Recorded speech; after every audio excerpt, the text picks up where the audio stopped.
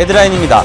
검찰과 관계된 기관들은 검찰을 어떻게 바라보는지 그 소통의 시간을 위해 특별사법경찰관들을 만나봤습니다.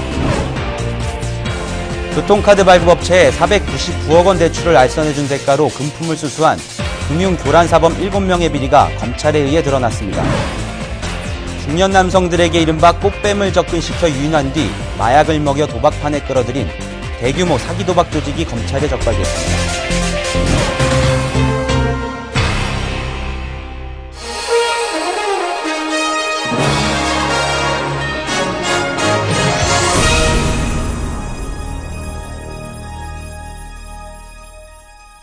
여러분 안녕하십니까? 검찰 포커스 이원모입니다. 밖에서 바라보는 검찰은 어떤 모습일까요? 검찰과 세상과의 소통을 위해 특별사법경찰관들을 만나봤습니다.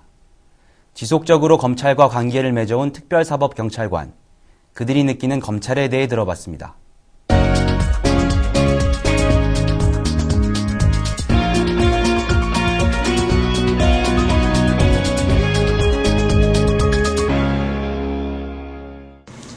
특별사법경찰관이라는 걸 일반 대중들은 잘 모르십니다.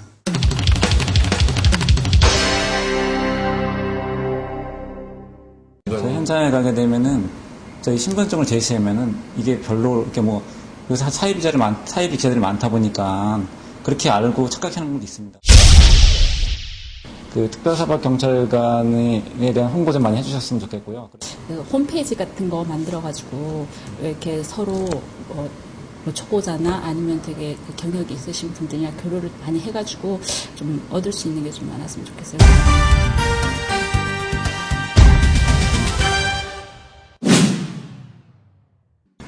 처음에는 검사들이 저희 특사경을 보면 일반 경찰하고 똑같이 그 업무만 하는 줄 알고 많이 뭐 조금 잘못된 거 뭐 이러면 그 정도는 당연히 알 것으로 알고 이렇게 툭툭 던지는데 우린 그걸 이해 못하면 그 자리에서 이렇게 질문하기가 힘들고 그러거든요. 직원들이 이제 가끔 전화통화를 가끔 검찰 직원들하고 가끔 하는데 약간 하대식으로 약간 말을 하거나 명령 쪽 거기서 그냥 던져두고 가세요 뭐 이런 식으로. 그쪽 행정처리 업무하는 사람들이 조금 불친절하군요. 그 일반 오히려 공안과나 이런 데 비해서 그 많이 차이가 나요.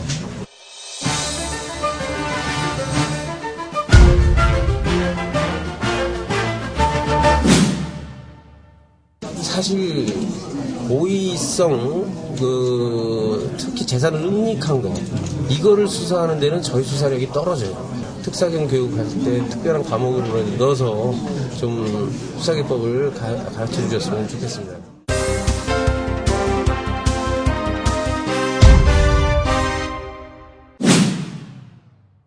물론 지금도 이제 직업이나 지청별로 어떻게 설정 양형이라든가 아니면 그 기준이 다 다른 것 같아요. 보는 사건 똑같은 사건에 대해서.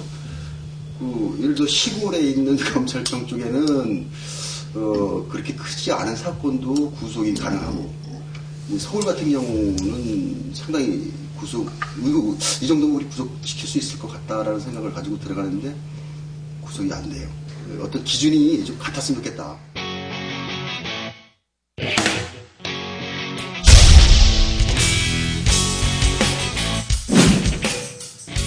최근에 검사 지휘 방식이 서류에 의한 지휘로 많이 바뀌었습니다.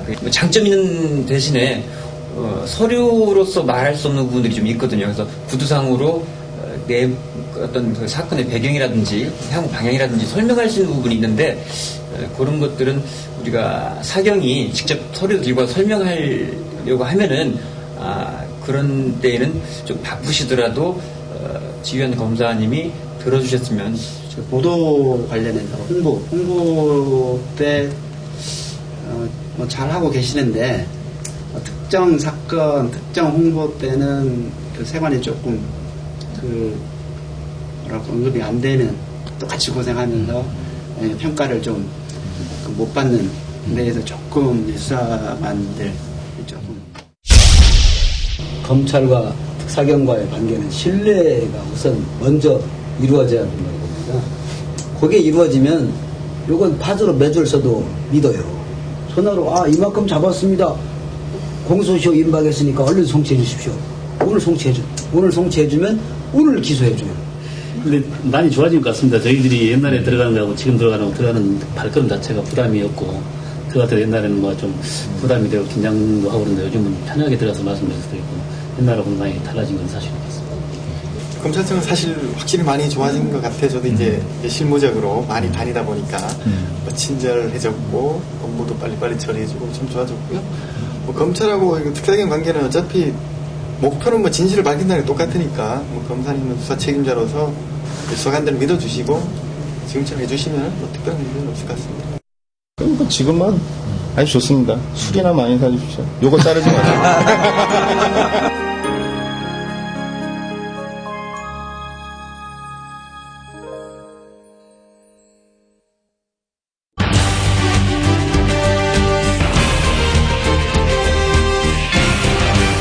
경인지역 교통카드 발급업체에 거액의 대출을 알선해준 대가로 금품을 수수한 금융교란사범들이 인천지검에 의해 적발됐습니다. 원은주 기자입니다. 지난해 한 일간지에 실린 선물형 교통카드 업체의 자금 부실화에 대한 의혹 기사입니다. 만약 언론이 제기하는 우려가 사실일 경우 카드 이용 후 결제가 정상적으로 이루어지지 않는 등 사회적 파장이 클 것이라 판단한 인천지검은 이 회사 자금에 대한 수사에 착수했습니다. 기사대로 결제 대란이 일어나면 700만 명에 되는 그 서민층이 큰 피해를 당할 수 있기 때문에 그와 관련된 자금 유용 부분이나 대출 관련 비리 등을 수사하게 된 것입니다. 수사 결과 다행히 회사 자금의 해외 투자와 대여 부분 등 주요 의혹 사항에 대한 위법성은 없었던 것으로 밝혀졌습니다. 그러나 문제는 다른 곳에 있었습니다. 기업이 추진하는 프로젝트의 사업성을 근거로 이루어진 금융인 PF.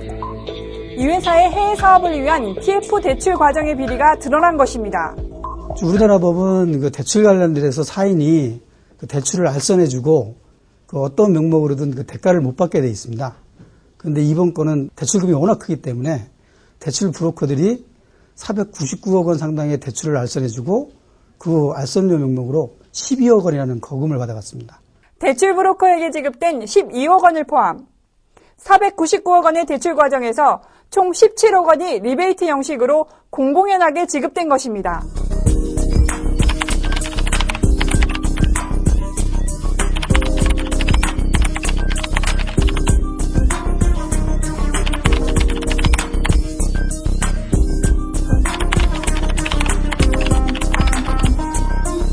인천지검은 이번 사건과 관련된 대출 브로커 등 5명을 구속 기소하고 2명을 불구속 기소했습니다.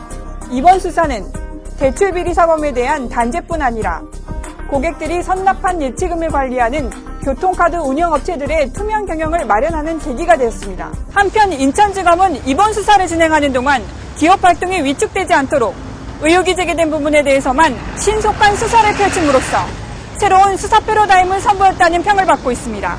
SBBS 원은주입니다. 하루 만에 1억 7천만 원을 잃고 18년 동안 모은 전 재산을 날리고 모두 이른바 꽃뱀 사기 도박단에게 당한 일입니다.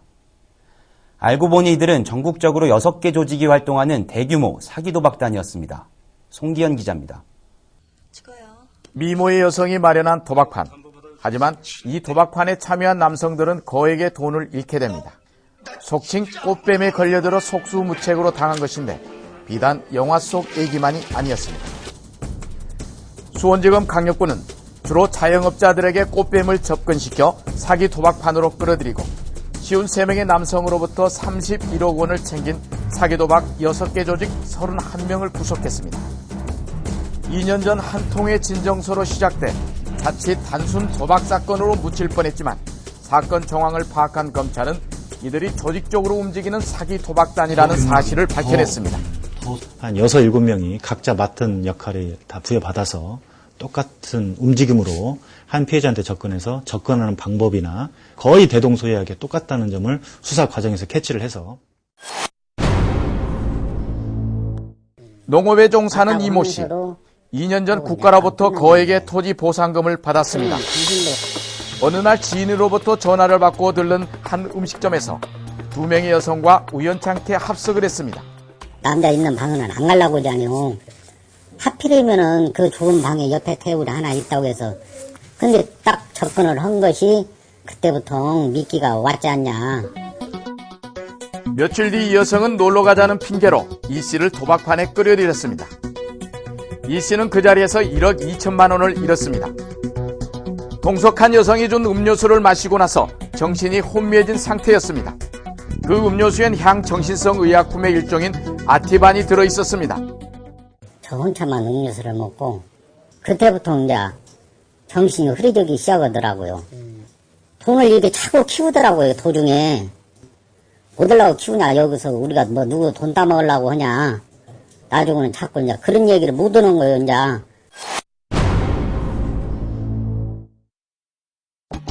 지난 2007년 남성 3명이 골프 연습장에 있는 자영업자 문모 씨에게 접근해 골프채가 좋아 보인다며 은근슬쩍 말을 걸어왔습니다. 이들은 며칠 뒤 내기 골프를 쳤습니다.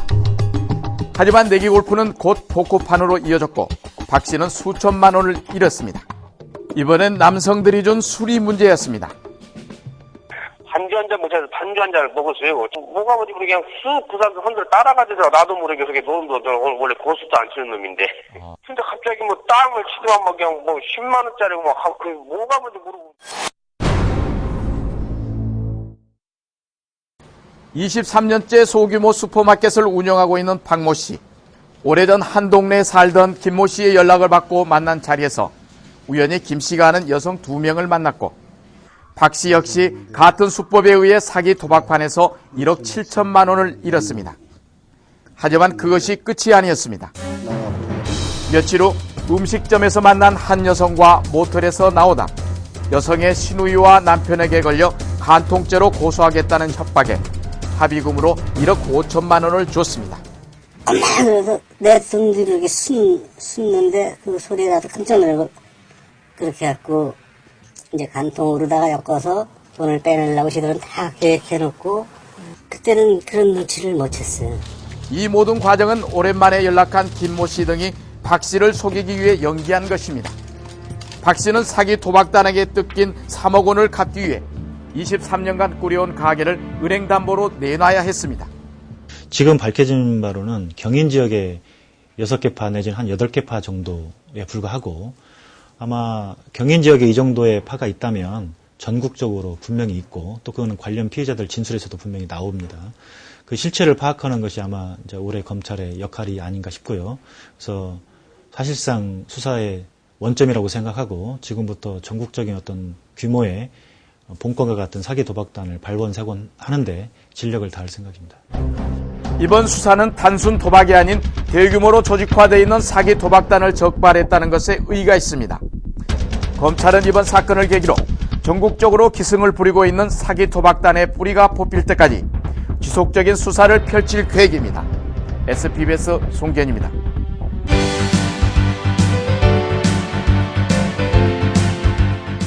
간추린 소식입니다. 지난 22일 법률소비자연맹 일행이 대검찰청을 방문했습니다.